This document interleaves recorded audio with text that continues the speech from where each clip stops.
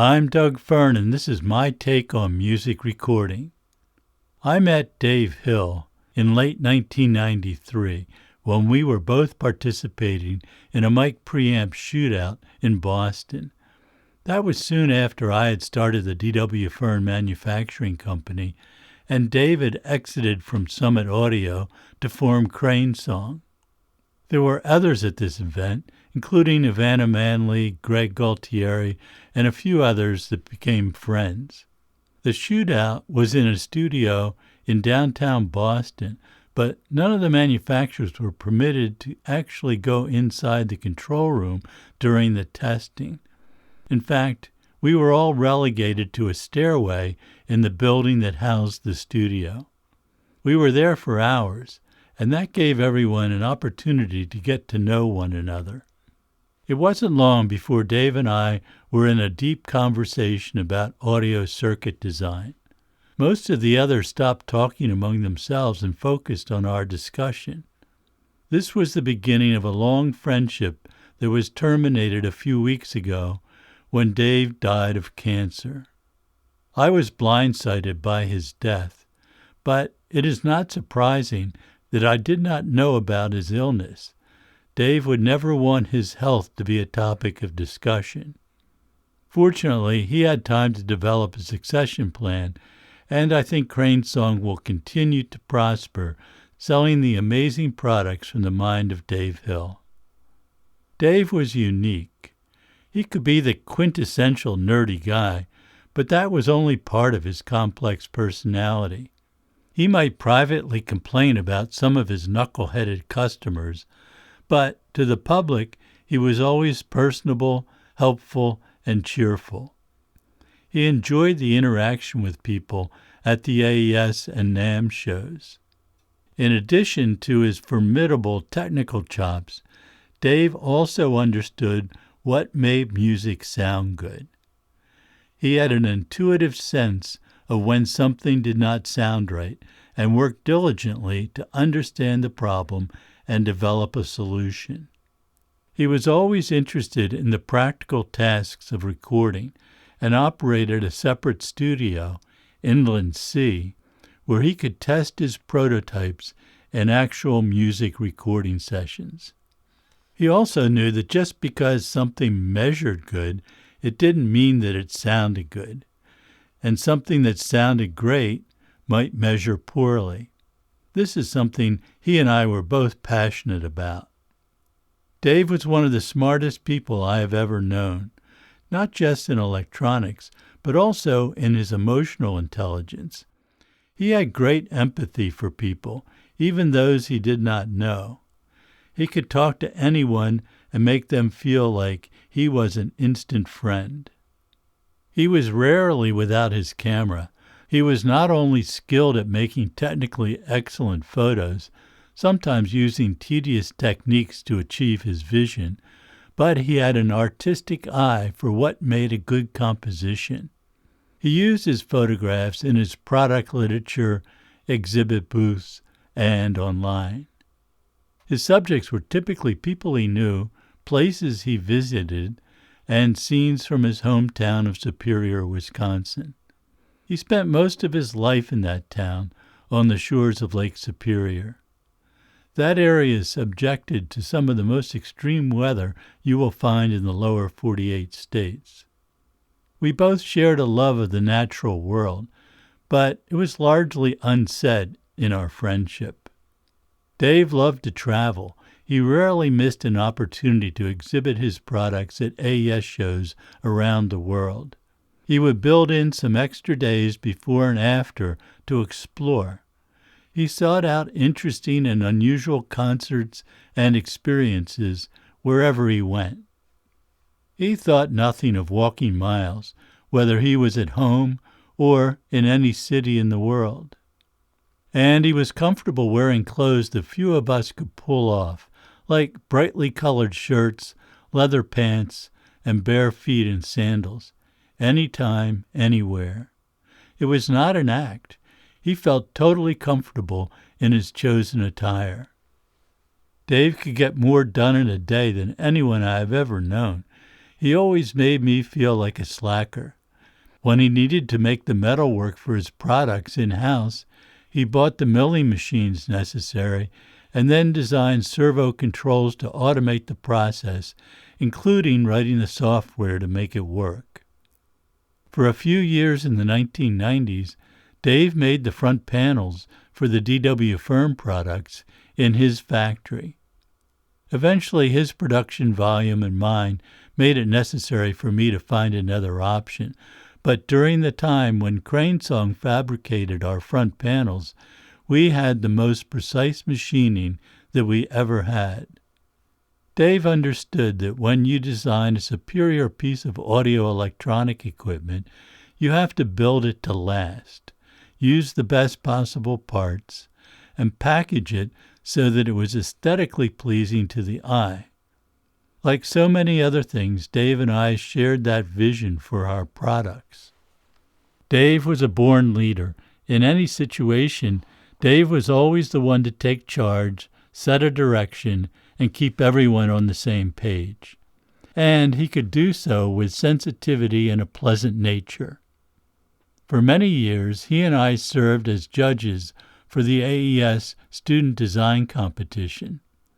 This was a program that encouraged students at all levels to develop unique tools and approaches to solving a problem in audio, ranging from acoustic design to audio analysis to plugins to guitar pedals. Every year, the students would bring their projects or research to the AES show and set up displays in a dedicated area. There were typically 4 or 5 judges who would first review the written presentations from the students and then walk through the exhibits. The student would provide his verbal explanation, which would be followed by questions and comments from the judges. Since the judges had well over 100 years of combined experience in audio, we could not only evaluate the work, but also ask deep questions. And my favorite part was we could offer suggestions for further areas of investigation or ideas for taking the project to the next level. There was no one on the judging panel that was designated as leader, but Dave was always the one we all looked to fill that role. After we had visited all the exhibits, we would gather around a table and discuss the strengths and weaknesses of each of the students' projects. The judging panel was made up of a couple of designers and manufacturers, like Dave and me, plus others with expertise in software or academia. Dave would organize our inputs, write them down, and provide a succinct summary that we would all agree upon. He was excellent at distilling our inputs into a concise sentence or two. I was always impressed by that. We would award the top entries with prizes donated by interesting supporters in the pro audio manufacturing sector. An award ceremony would be held the next day. Dave recognized that we had a responsibility to encourage the best of the students, even if their project was not a winner. He recognized their talent and hard work, even if they had proceeded under a faulty assumption. He and I would often go back to the student, explain why they did not win a prize, and to encourage them to learn more and try again. In addition to the major shows, Dave and I would often attend other smaller events around the country. Especially early in our manufacturing careers, it was necessary to help people learn about our products. This was in the days before the internet. So our paths crossed often. We took those opportunities to get together for dinner so we could talk. It surprises many people that 2 companies who often compete for the same customer would also be such good friends. What they didn't understand was that what drove us was not a desire to sell as much gear as we could, but to advance the state of the art, to make the music sound better. We had to make a living doing that and support other people who worked for us, But our motivation was never money. We each could have made a lot more money doing something less arcane than high-end audio equipment for a tiny market. I know, or have known, most of the major equipment designers in our small industry. Many are brilliant. Some are motivated by the art and not the money. Some of them take prior work and simply repackage it, which is valid and beneficial to the music recording world. Others are business people, intent on making the lowest cost version of whatever they make. Some are simply engineers with no real appreciation of how their design is going to be used in the real world. They are motivated by technical measurements and not by how something sounds. Some never even listen to their creations before they're put into production. And then there are those, like Dave and me, who spend a long time listening to how a circuit design sounds. After all, these devices are going to be used to create content that has to appeal to the emotions of the ultimate listener. We can't just design something that measures well. It also has to sound great. There have always been designers like that in our world, fortunately. That's how the art gets advanced. I have had the honor of knowing most of those that have been alive during my career. I have had great conversations with these legends of our profession, and I have learned from them. But none of them was of more value to me than Dave Hill. Not only did we speak the same language, we had personalities that were congruent in many ways. We all need colleagues we can talk to about our work, at least if we are passionate about what we do. In the rarefied world of pro audio equipment design and manufacturing, the pool of such people is small. There are probably fewer than a dozen people on earth I can talk to about what I do, and vice versa. And of those, there are those who do not want to talk about their work for fear of their ideas being stolen, or others who are not comfortable relating to other human beings, or others who use arrogance to hide their insecurities. That narrows the number down to a precious few, and for me, Dave Hill was the best possible person I could ever talk to about what we do. The sad fact is that being in the position of Dave or I, there is essentially no one to talk to. That made our friendship all the more precious. In the late 1990s, there was a panel discussion in Nashville that included the top designers in our field. There were about a dozen of us, and anyone in our business would immediately recognize the names. Some were legends, others were up and coming. It was a great group of people. No one on the outside could possibly have a clue about what we were talking about privately. The panel discussion was video recorded, but never released. On the evening before the panel discussion, a subset of the people involved met for dinner at a restaurant in Nashville. Dave and I found seats across from each other, and although we were engaged with the others and participated in their conversations, we mostly talked just to each other. One by one, people headed back to their hotel, while Dave and I continued our conversation. We talked about the marketplace, the dealers, the customers, the challenge of finding good workers, and about the projects we were working on. Dave never hesitated to tell me about the next product he was developing, and we both understood the need for confidentiality. The trust was simply presumed and never brought up.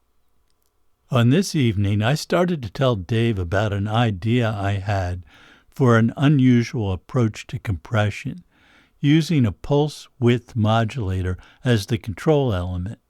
I explained how I had received notice of a new integrated circuit, a special type of high-speed switch, that I thought would be perfect for this application. I had samples of this device on hand and had run some preliminary experiments to understand its characteristics. I was pretty enthusiastic about its potential.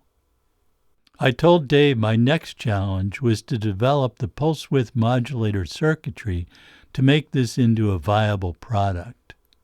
I was not certain it would work, but I was optimistic and excited by the prospect. Dave had that Midwestern politeness that I always found appealing. He would never interrupt my explanation by saying anything until I was finished. But I could tell that this was exciting him as well. He was fidgety and had a growing smile on his face. I wasn't quite done, but I knew he was bursting to say something. Here's the amazing part. Dave was experimenting with exactly the same device, with the same goal in mind. I don't know how Dave accomplished as much as he did. He always had the enthusiasm and drive to learn new things. When he considered selling the rights to some of his products to a plugin company, he concluded that the best approach was to learn how to write the algorithms and surrounding software himself. I would love to do that, but I cannot imagine having the time to learn how to do it. The idea of rapidly getting up to speed to write the software for a very challenging task of creating a plugin that approaches the sound of the hardware was just too daunting for me. But not for Dave. He did it, and he also found the time to keep the plugins functional as the computer operating systems change periodically. I could only dream of doing that myself. So I was not surprised to learn that when it came to the PWM compressor concept, Dave was already a few steps ahead of where I was at that moment. We talked about the requirements for the PWM and the sidechain circuitry that would define its sound. My goal was a compressor that was as transparent as I could make it. I also wanted to have the same basic sound as my other products, which had become a signature of all my designs. Dave designed solid-state circuitry. I used vacuum tubes exclusively. We were soon drawing schematics on napkins. Sort of a cliché, but it really happened. The restaurant was empty and about to close when we finalized a plan. Dave would share his PWM design with me, and I would develop the rest of the circuitry for what would become the VT7 vacuum tube compressor. And Dave would continue developing his STC-8 compressor, which was solid-state and very versatile. It was only a week or two later that I received a prototype printed circuit board and full documentation for the PWM. Dave also sent a proposed sidechain circuit that looked like it would do what I wanted. When I described my vision of what I wanted my compressor to sound like, Dave had already interpreted that and had ideas for how to achieve it. When you consider that the vocabulary for describing how something sounds does not really exist, it is astounding that Dave was able to understand what I was looking for with very few words being exchanged. The compression circuitry in the VT7 is almost exactly as Dave and I designed it that night. I modified some of the time constants and control ranges, but otherwise it has remained unchanged. The surrounding circuit was based on my previous vacuum tube circuit designs. All manufacturers deal with the constant changes in parts availability. Major component suppliers have to think in terms of millions of units sold, and the number of most of the parts used in pro audio equipment is simply a rounding error to those big companies. As an industry, we cannot have any influence on the continued availability of any specific part. We have to be agile and find substitute parts. Such was the case with a critical IC used in the pulse width modulator circuit. In this case, the part was not discontinued. It was subtly changed without notice. I discovered this when testing a batch of VT7s, and they suddenly had a problem with instability in the PWM. It took a while to discover the cause, and even longer to figure out how to get around it. But I did, with the help of one of my repair guys. We discovered that the data sheet for the part had been changed to indicate a need for a circuit modification from the original part in the VT7 design. The modification worked and the problem was solved. My next task was to call Dave and tell him what I had found. He immediately grasped the concept and made the changes to his design. I think that was one of the few times when I could return Dave's generosity with a solution that I had developed. Another time, more recently, Dave was struggling to make a new converter he was working on achieve the performance he sought. The problem, he discovered, was phase noise in the oscillator that forms the converter clock. This was the last piece to his puzzle. It was at an AES show, before the doors opened to the public. This is a rare opportunity to talk with friends and colleagues in a relatively relaxed way before showtime at 10 a.m. I listened to Dave's explanation of the problem and what he had done so far. It was another of those examples when I instantly grasped what he was talking about. As we talked, I realized that this was almost identical to a problem that plagued amateur radio transmitters and receivers once those designs adopted digital circuitry for frequency control. Dave instantly saw the parallels. I told him I would send him some references that explained how radio amateurs had figured out how to minimize phase noise in their own equipment designs. I never had the opportunity to ask Dave if those references were valuable to him, but I do know that he solved the problem and moved the state-of-the-art that much further forward. Those are some representative stories about the 30-plus year friendship and collaboration I had with Dave Hill. I saw him as a trusted resource that I could always count on for insight into a design problem I encountered. As soon as I was sure of my questions, I would call Dave, and he would take as long as it needed for us to talk about the problem and possible solutions. Often Dave did not have a specific answer, but he always gave me plenty to think about and to research, and that almost always led to a solution. What a brilliant mind, and a wonderful human being. I can't believe those conversations are now forever over. There is an excellent documentary on Dave Hill made by our mutual friend, French filmmaker Alain Le Kim. It is available on YouTube and well worth the 104 minutes it takes to watch. You will see how brilliant and sensitive Dave was. The link is in the description. Thanks for listening, subscribing, and commenting. You can reach me at dwfearn@dwfearn.com. This is my take on music recording. I'm Doug Fern. See you next time.